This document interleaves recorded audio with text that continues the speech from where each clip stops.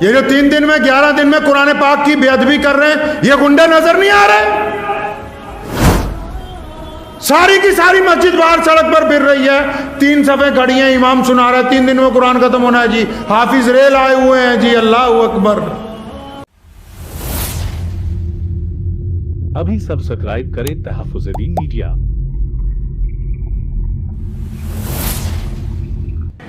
جن کو شوق ہے 3 دن میں قرآن سن لینا ہے، 11 دن میں سن لینا ہے، قرآن پاک کی جو نعوذ باللہ لائیو بے ادبی شروع کی ہے اب ان مسلمانوں نے،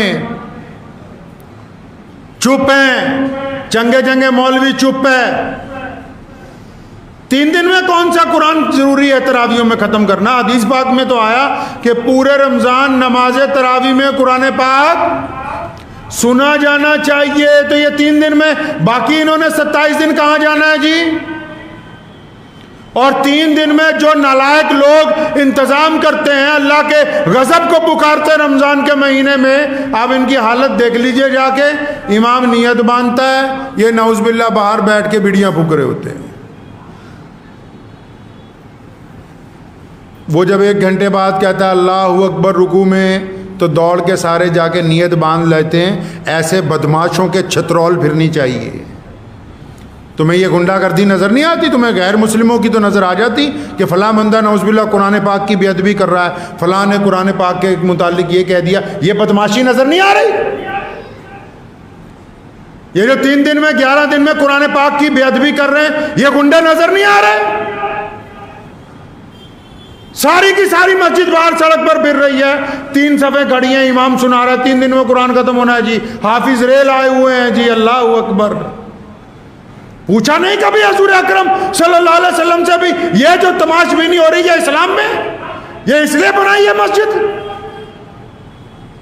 ہمارے یہاں بھی شہر میں ایک ہے، انہوں نے شروع کیا جی 3 دن میں قرآن پڑھنا۔ بھائی جانا کہاں ہے باقی کے 27 دن؟ کیا باقی کے 27 دن تراویحیں معاف ہو گئی ہیں؟ اور یہ 3 دن کا قرآن ہے کہ بعد میں پیچھے کھڑے ہو کے تم بدماشی کرتے رہو اور رکوع کو وقت آ کے نیت باندھ لو؟ پھر یہ پوچھتے ہیں کہ مصیبت کیوں آئی؟ قرآن پاک کے ساتھ نعوذ باللہ گستاخی کر کے پھر جا کے پیر جی کو پوچھیں گے جی پیر جی گھر میں بڑی پریشانی ہے، کیوں آئی؟ تو کر کیا رہا ہے یہاں رمضان میں؟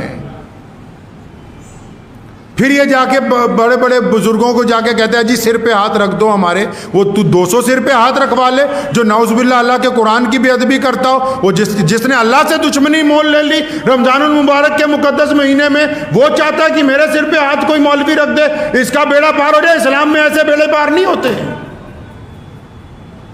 رمضان کو اگر گزارنا ہوگا تو صرف اور صرف محمد الرسول اللہ صلی اللہ علیہ وسلم کے طریقے سے گزارنا ہوگا، کسی کا نیا ایجاد کیا ہوا طریقہ اللہ تعالیٰ کے حضور قابل قبول نہیں ہوگا۔ کان کھول کے سن لیں وہ لوگ جو چاہتے ہیں کہ رمضان کو ہم اپنے طریقے سے گزاریں گے، نہیں۔ رسول اللہ کا حکم ہے کہ نماز میں آخری پہر میں رات کے نماز پڑھو، جو تراویح کی نمازیں ہیں۔